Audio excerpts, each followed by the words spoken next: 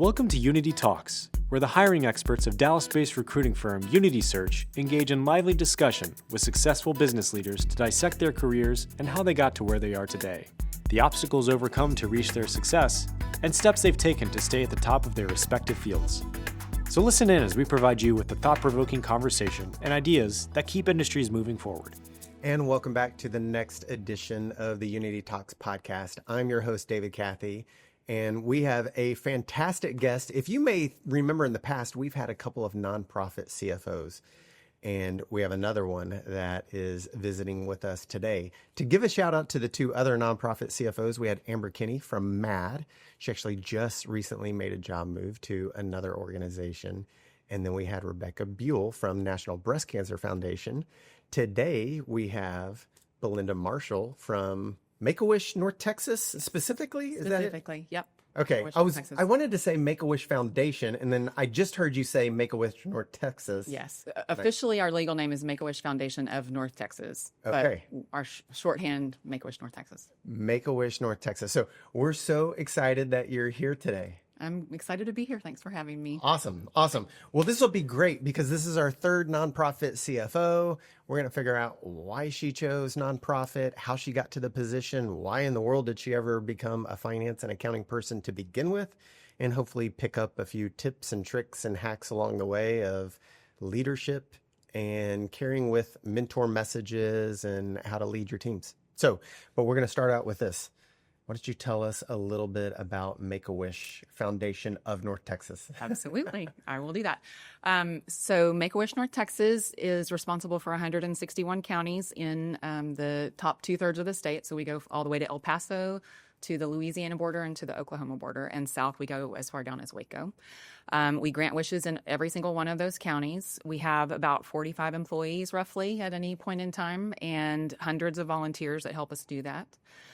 We are all 100% locally funded. That is a common misperception about Make-A-Wish. We receive all of our funding locally, no government funding, we do get some very generous in-kind donations from partners like Disney, but we raise our $10 to $11 million locally within our territory. One of the myths also about Make-A-Wish is that we only serve terminally ill children, and that is not the case. We serve critically ill children, and the large majority of our kids go on to live into adulthood and to live longer lives than anyone really expects. They go through a lot, and the wish is actually pivotal for them. Doctors are describing it as a pivotal moment in their journey. And we've had studies now that prove that wishes actually can improve health outcomes. They strengthen families. They reduce the amount of time that kids spend in the ER or in ICU because kids have something to look forward to. Yeah. It strengthens them. It gives them something to hope for. It helps them feel like they have something that they can control at a time when they feel helpless. And so it can really change lives. It's not just a sweet memory. It really can change lives. I'm going to make the weirdest correlation to what you just said. Okay. But go with me here for a few seconds. Mm-hmm. I was just telling this to my sister. I was talking to her on the phone, and we were talking about someone who was struggling with certain things. And I just said, sometimes you have to do what the Navy SEALs do. Mm-hmm. And she's, obviously like, what are you talking about? And, I've read a lot of books about the Navy SEALs. I find it fascinating. And so Hell Week, that first week where everybody gets weeded out, right? Mm-hmm. You have these big, brawny, athletic guys, super strong coming there. And then you have normal people like me, going there. And everybody's sizing everybody else up, right? And you're like, oh, that guy's going to make it. That guy's going to make it. And yeah, sometimes the big, brawny, athletic looking guys make it. Mm-hmm. But more often, it's the normal looking guy. And they said the reason is, or one of the reasons, not the reason, but one of the reasons is they have to give you 3 square meals a day.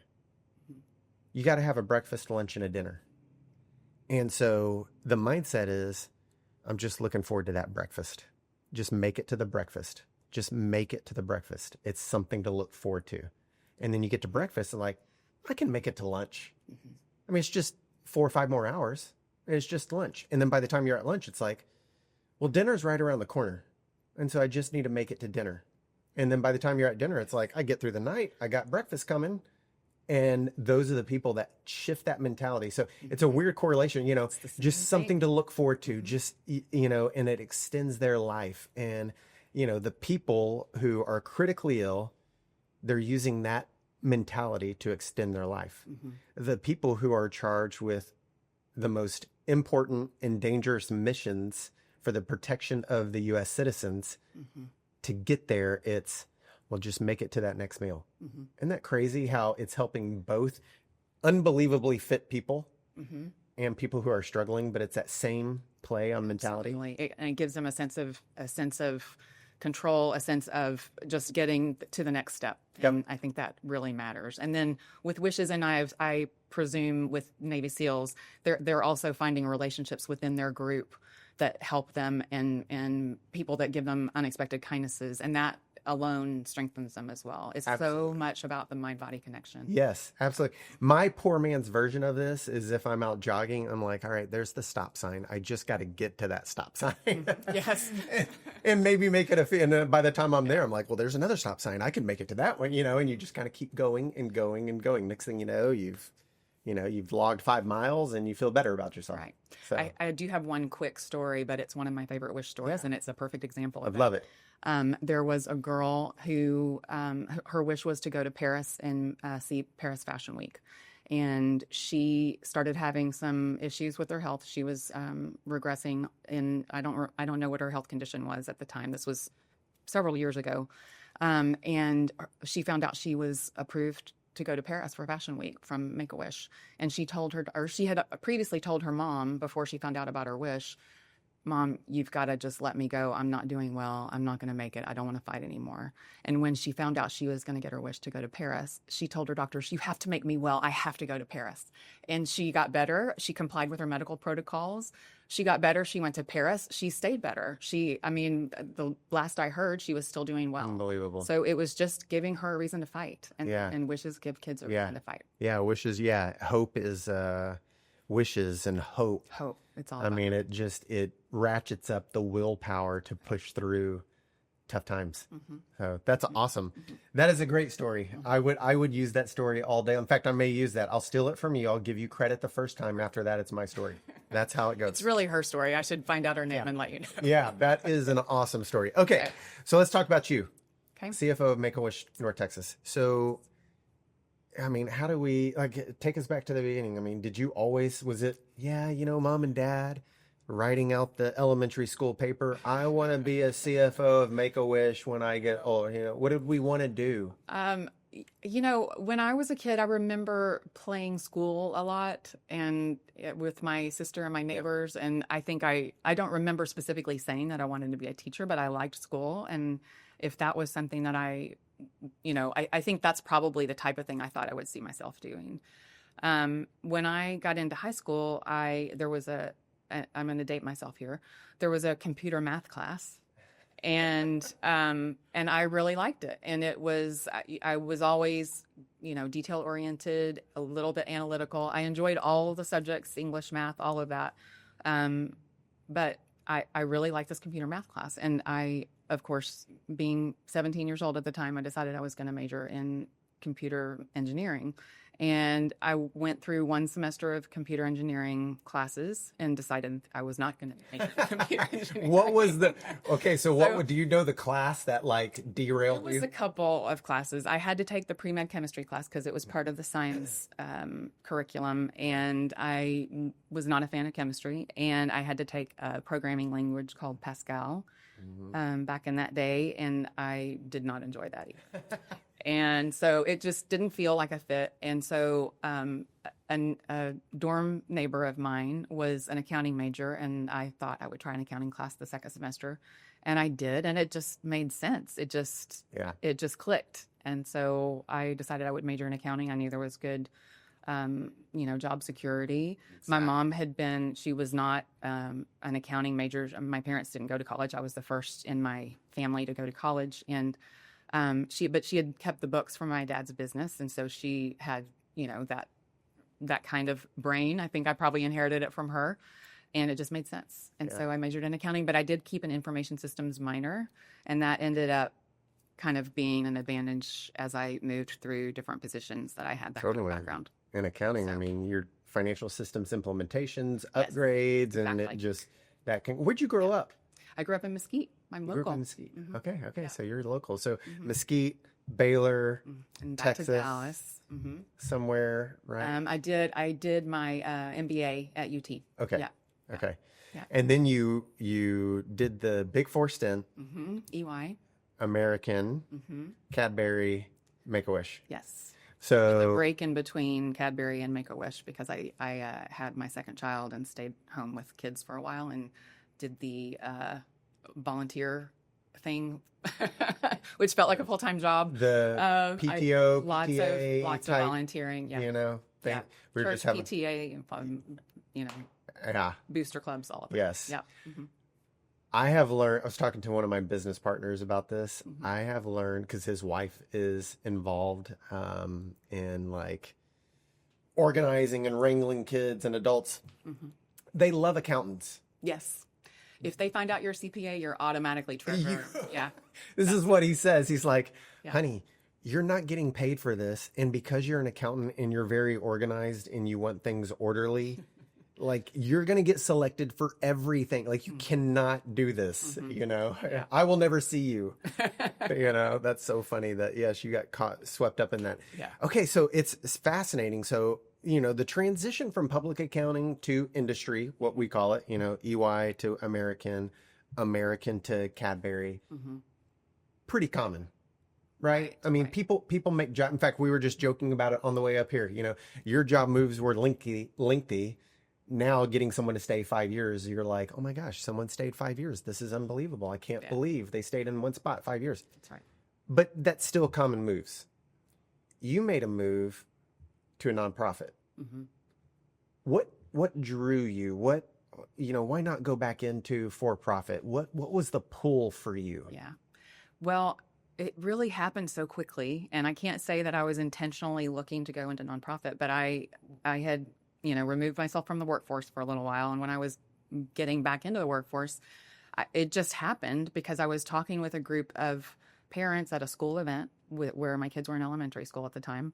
And I just mentioned I was looking to get back into the workforce. And it didn't happen right then, but the CEO at that time of Make-A-Wish was standing in that circle of people when I said I was interested in getting back into the workforce. And so 2 months later, his finance person left, and I had not really, focused too much on interviewing yet. I was getting my resume back together and all those things. And he reached out and just said, would you like to interview for the job? And it was really just a perfect fit with the experience that I had had in the various jobs that I had worked in at American primarily. Because I had had internal audit and financial planning and analysis and had managed some people there. And so just had a variety of experience that really made this a really good fit.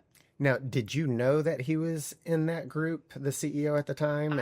I had been acquainted with him. We were not friends, but I had been acquainted with him because our girls were the same age. Okay. So I'm going to... Unity Search is a recruiting firm, right? We do perm, we do contract, we do finance, accounting, tax, human resources, information technology in a few different cities. And I often tell people something that it happened to you, which is when you begin your career, the most common way to get your first job is like, you went to a career fair at your university and you picked up a bunch of flyers and you ended up in a job. Or it's a friend of mom and dad who they know this person and you want to move back to that same town. It's really hard for recruiters to help people get their first job because what company is going to pay us a fee for no tangible real world experience? At this point in time, you have book experience for the most part, unless you worked your way through school in some accounting or finance related job. Right. So it's really hard. But 18 months later, because people don't work 5 years at one job, we're going to be able to help you. And that happens up until 20, 25 years of experience.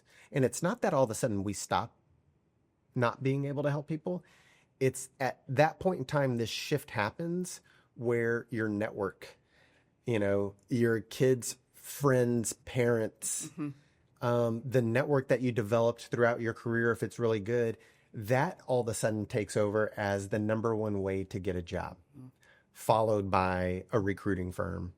And then, the black hole of LinkedIn and Indeed and stuff like that. And that's exactly what happened to you. Yeah. I'm here volunteering with my kids' stuff, and I mention it, and you get a job. And so you proved out exactly what I've been telling people. So I appreciate you making me look like I'm a savant here. You know what you're talking about. Yeah, I appreciate that. Okay, so the shift from for-profit to nonprofit. What is that like? Like, what is, so many people, I'm going to give you this analogy. We don't do a lot of work with government agencies. And, and not that we work on jobs where hiring managers say, and don't get me someone with a government agency background because the work is really slow. But that's the misnomer, because you talk to people who work in government or nonprofits, like, I don't know that it's necessarily slower. I mean, it's a lot of work to do. It's the same amount of work. It may look different. In some areas, it's the same. In some areas, it's not. So I feel like sometimes there's this misnomer, like, what are the similarities? What are the differences? Take us down that path a little bit. So I will say, when I was at American, I was in the FP&A department at a large corporation. But then one of the jobs I held before I left American was as the controller of what was then called the publishing group, which published American Way magazine. But we also, what a lot of people didn't know, is we published Southwest Airlines magazine, and we published some communities magazines. So we had a business development team that would go and find other publications to help us find more projects to be profitable on. And so I got to be part of the team that was making strategic decisions about that small business within a big company. Okay. And that was very translatable to what I'm doing now, because we have basically a small business, but it is a business. It's still, it's not like we are making decisions differently than we would at a for-profit business. It's just that those profits become more resources for our mission, or they become something that we invest into our infrastructure. So it's really, we're all managing finite resources to try and accomplish a mission. We just know very clearly what our mission is. And it happens to be serving critically ill children, as opposed to, flying people around the world or publishing reading material for magazine readers.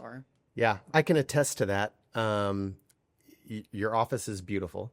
Thanks. I got to tour it this morning, and it's just below our office. And when did y'all move in? July of last year. July of last year. Okay, so beautiful office, and it truly is, because they have a TV that has a dashboard that gives metrics that are updated from the previous day. So it's real time in terms of the previous day.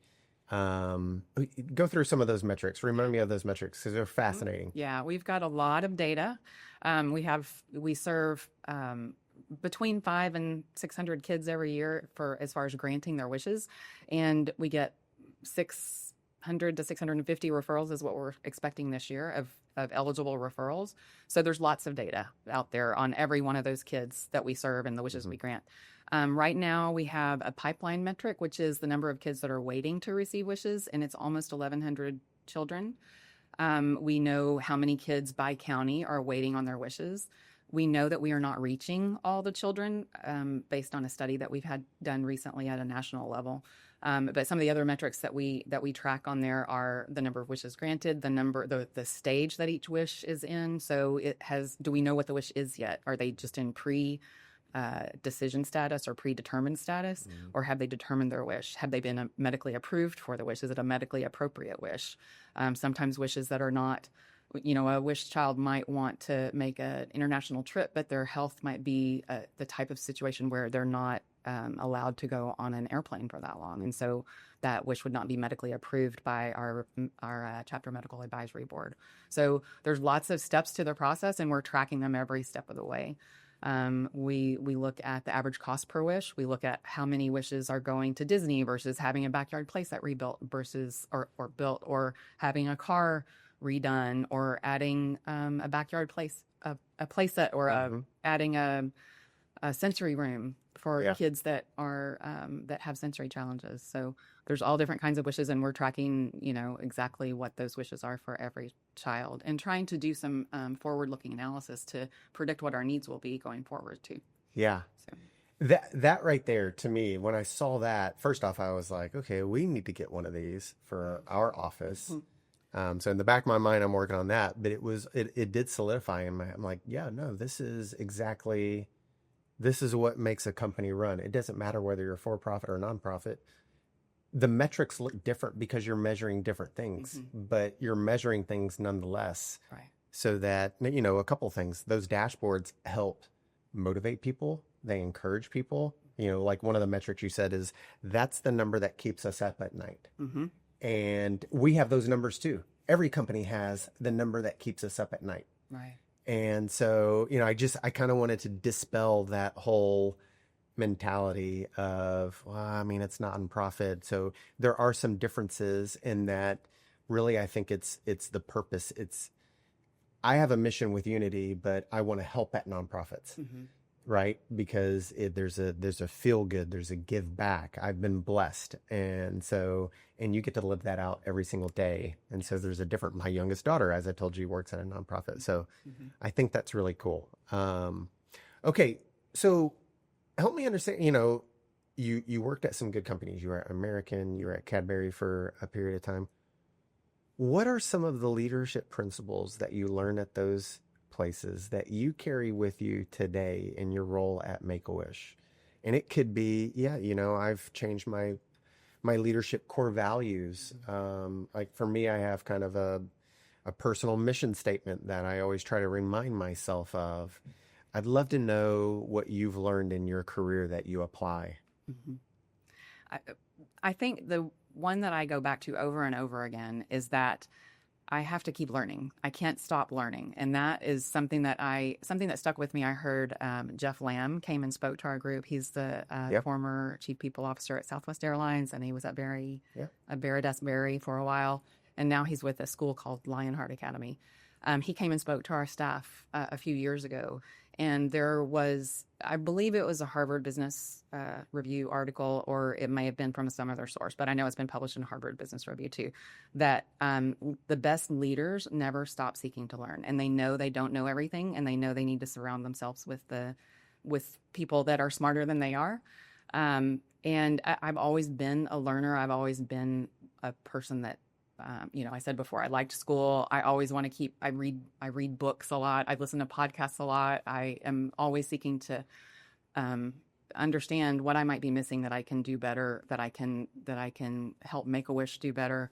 So I think that constant learning and knowing, and that sort of correlating to that is not only knowing that you don't know everything and that you need to learn, but also admitting when you're wrong. If you are leading a team of people and you've made a mistake, then you admitting that you made a mistake or that you didn't do something as well as you should have opens up trust with the people that you manage. And it helps them know that it's okay for them to make mistakes and for them to admit that they've made a mistake. So the best thing you can do as a leader is to be vulnerable like that and let them know that you're human too. That's fantastic. Yes. So there's this thing every single morning. It's called Darren Daily. And there's a guy named Darren Hardy. He's written a couple books, but I get his Darren Daily message in my email, and it's just a video of him. I'm giving him publicity right now. He would not know who I am at all, but it's one of those ones where it's like, yeah, that guy's a mentor of mine, though he doesn't know me, and he never will, most likely, but just the information that he puts out there. And one of them this week, I don't know which day, because he does 5 days a week, Monday, Tuesday, Wednesday, Thursday, Friday. He doesn't do one on Saturday and Sunday. So I'm listening to it. Exact same thing that you just said. He said,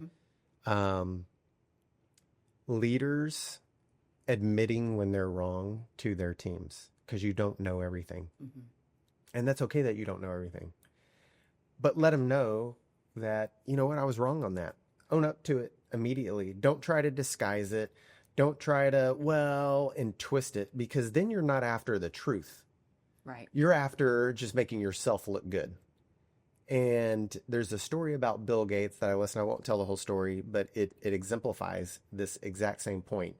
You know, Bill Gates was talking to another CEO. They were competitors and they were comparing notes, and they're talking to each other at, 7:30 in the morning or whatever it was. And they disagreed on something. And the other guy, whoever he was, said 12 hours or 5 hours later, Bill Gates is calling me.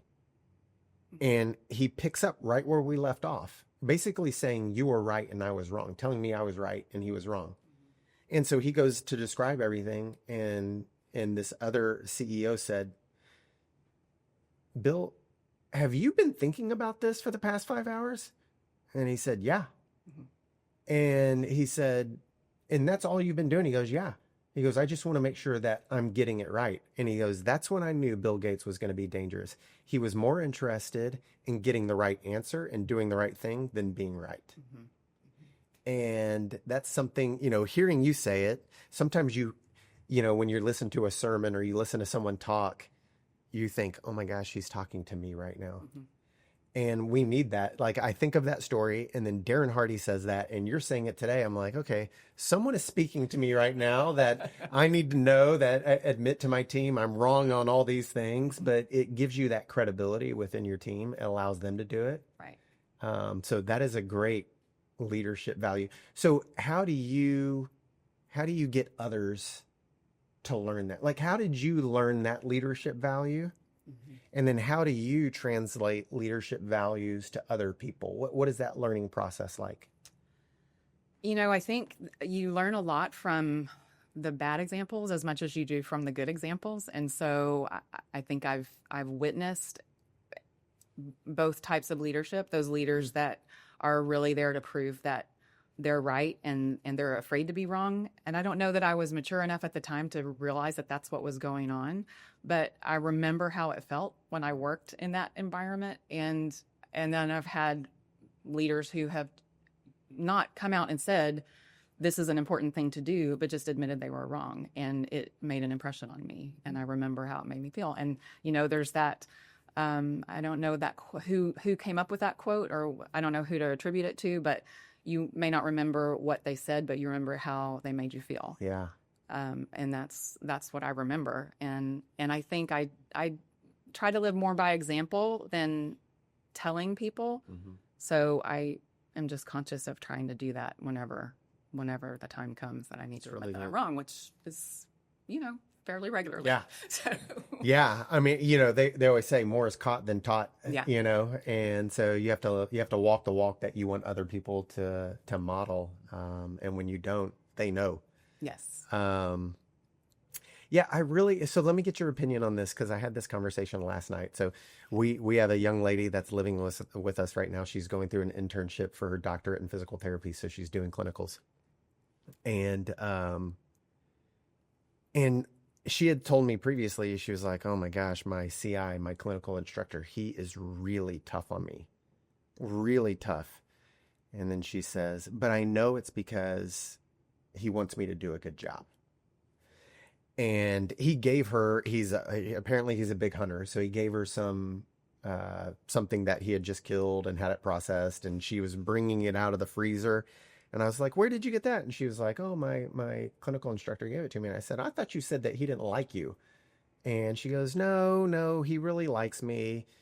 She said, I just wish that he always tells me, you should do this, you can do this, you do this way. So he's always instructing. But when I do something right, he never makes a comment on that.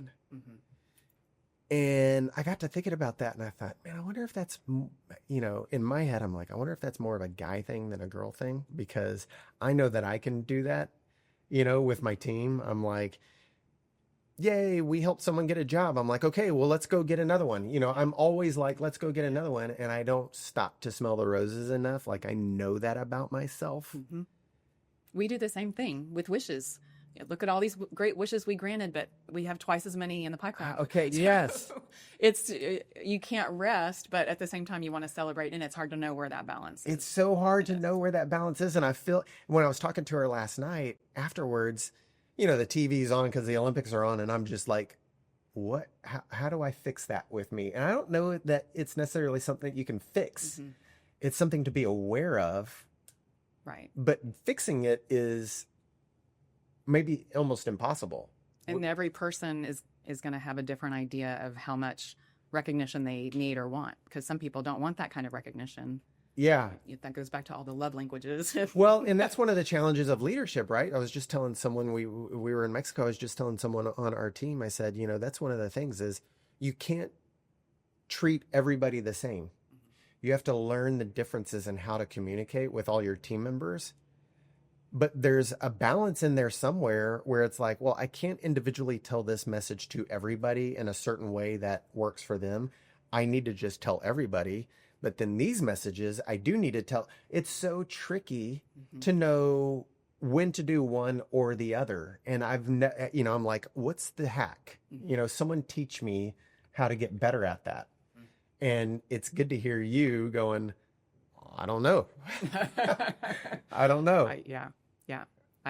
It's a challenge. And I think, we talk about it with our senior leadership team a lot about the culture and it's never really, it's sort of like laundry. It's never really done. I mean, Yes. you are working on it all the time and you are tweaking it all the time. And then new people start or transitions happen or projects come up and it changes and you just have to keep sort of plugging and aiming towards that goal and know that you're never really going to reach 100% of it.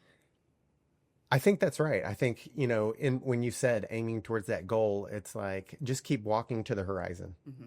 You're never going to reach the horizon, but just keep walking to the horizon. So you're never going to be perfect on this, but you just keep trying to walk that path, right? And that's why you need to continually educate yourself, because as soon as you stop, you forget about this thing and you're like, oh, that's really good. And so you got to continue to educate yourself. Back to the beginning of what you just said is always educate myself.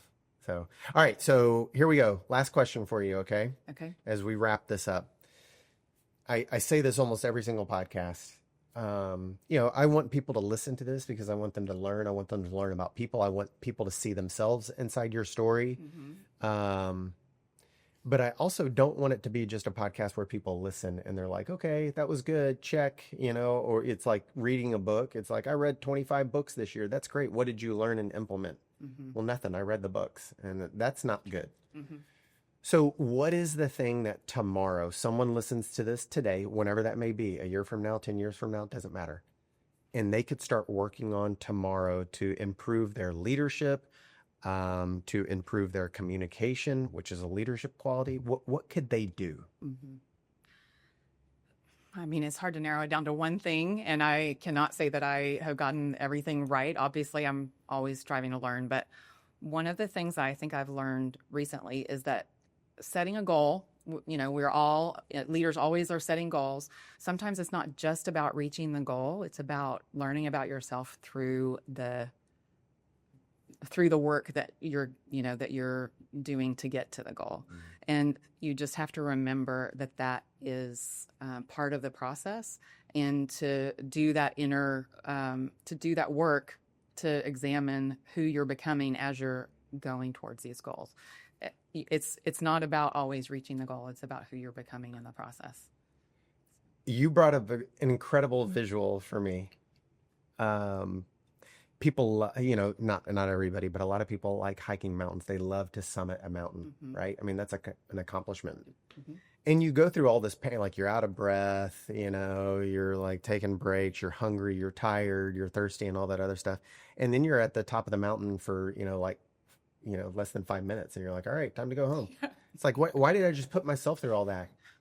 And the goal was to get to the top of the mountain, but it was really that journey of getting up there and all the different sights that you never see from sitting behind your desk all day long, and all of the switchbacks and all the trials and tribulations and trying to solve problems because of this, that, or the other on the journey. And what you just said that's the visual that popped into my head, is like, that may be the goal, but how you get there you change along the way if you allow yourself to change. And so being aware of your surroundings, tout, that is one of the things I just took away from that.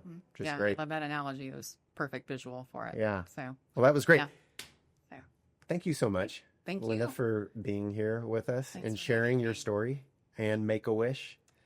Thank you. Yes, we appreciate the time. Yeah, absolutely. And to our guests, thank you for listening every other week when we have a new podcast. Sometimes they're not every other week, but we hope to bring valuable guests like Belinda Marshall so that she can share her story and you can take something away.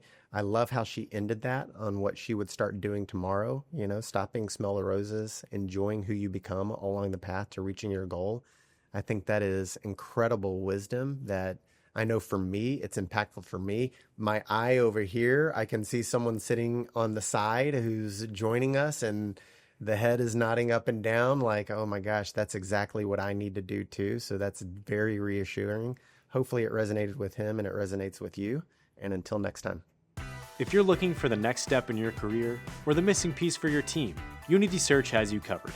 Whether it's finance and accounting, tax services, information technology, or human resources, Unity Search is here for you with experienced and dedicated hiring professionals. Reach out today and take the next step. Unity Search, placing you first.